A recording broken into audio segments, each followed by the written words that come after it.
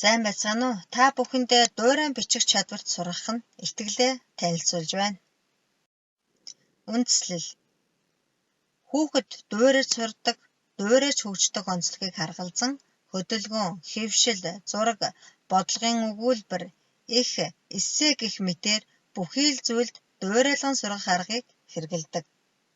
Хүүхэд дуурайн зохион бичих зүйлээ төлөвлөх, төлөвлөгөөний дагуу бичихтэй, учир шалтгааны дараалалтай бичих, бичсэн зүйлээ хэн нэгэнтэй хуваалцах, бусдын зөвлөмжийн дагуу засан сайжруулах чадвартай болох нь чухал юм аа.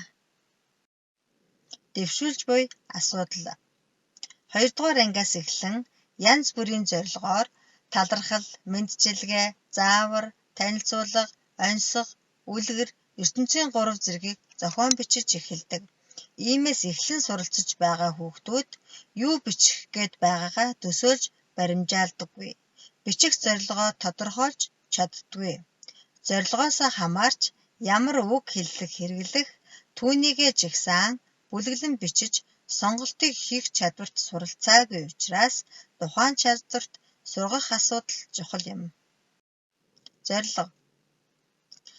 Сурагчдыг бүтээлчээр ажиллахад тохиолдох бэрхшээлийг багасгаж, загварын дагуу зохион найруулж, бие даан суралцах сонирхлыг төрүүлэхэд оршино. Зорилт. Дуурайн зохион бичвэл сургахдаа хэрхэн төлөвлөн бичих аргачлалыг боловсруулан хэрэгжүүлж засан сайжруулах. Хэрэгжүүлсэн арга зүй. 1-р шат буюу багшийн чиглүүлгийн дор арга зүйн баримжаа авах. Найз нөхдөөгөө хамтрах ба бие даан давтан хийсний үр дүнд өөрийн гэсэн арга барилаа олох. 2-р шат буюу эзэмсэн арга барил мөрдөж буй үйл ажиллагааг хэрэглэж дадлагжих.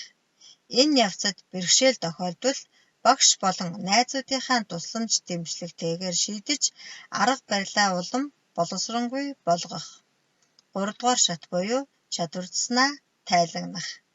Дахин давтан хийж засан сайжруулах замаар хурдаа сайжруулан бүтээмжээ нэмэгдүүлэн чадваржиж өөрийгөө болон бусдыг үнэлэх, бусдад тайлагнах. Дуурайн зохиож бичүүлэх аргыг эзэмшүүлэхийн тулд 1-р дуурайн зохиох эхийг уншуулна, эхэд юуны тухай өгүүлж байгааг ярилцана. ертөнцийн 3 улаан. ертөнцийн 3 улаан эхийг уншаад юуны тухай өгүүлсэн байна вэ? Эдгээр зүйлсийн өнгө нь өөрчлөгдөх үү?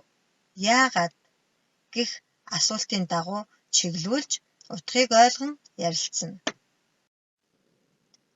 2 дугаарт тухайн ертөнцийн 3-аас сонголт хийж юуг хэрхэн өөрчлөх тухай ярилцана. Улаан өнгийг өөр зүйлээр өөрчлөе.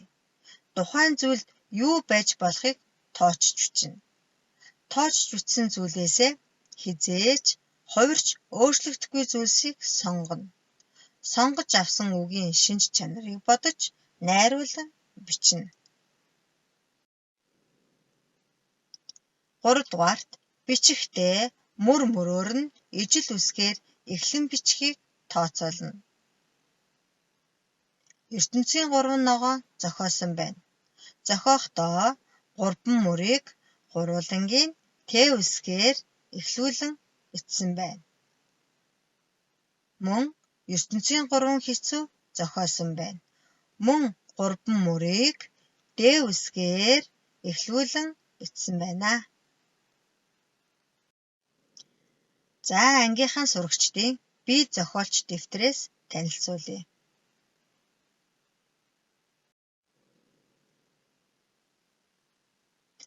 Манай ангийнхан хамтран 10 ертөнцийн 3-ыг зохиож бие зохиолч дэвтэр. За ертөнцийн 3 зохиох явцын үнэлгээ хийхэд утгыг ойлгох чадвар маш сайн 20, хангалттай 7, дэмжлэг хэрэгтэй 5. Үгийн сонголтыг оновчтой хийх чадвар маш сайн 16, хангалттай 8, дэмжлэг хэрэгтэй 8. Мөрийг ижил үсгээр эхлэн бичих чадвар маш сайн 9, хангалттай 10, дэмжлэг хэрэгтэй 13 гэж үнэлэгдсэн байна. Сурагчдад гарсан үр дүн. 1-р хүүхдүүд ертөнцийн 3 зохиохдоо сэдвийн дагуу тухайн зүйл юу байж болох вэ гэдгийг тунгаан бодож байсан. 2-т ертөнцийн 3-т орох зүйл нь хизээж хувирч өөрчлөгдөхгүй зүйл байна гэдгийг тооцоолж байсан. 3-т мөр бүрийг ижил үсгээр эхлэн бичих гэж мэрэж байсан. 4-т бичснээ заавар зөвлөмжийн дагуу засан сайжруулдаг болсон. Дүгнэлт. Зохион найруулан бичихтэй явцад хүүхдийн үгийн баялаг нэмэгдсэн. Үгийн баялаг нэмэгдснээр ярих чадвар сайжирсан. Би зохиолч гэсэн өөртөө итгэх итгэлтэй болсон. Анхаарал хандуулсан танд баярлалаа.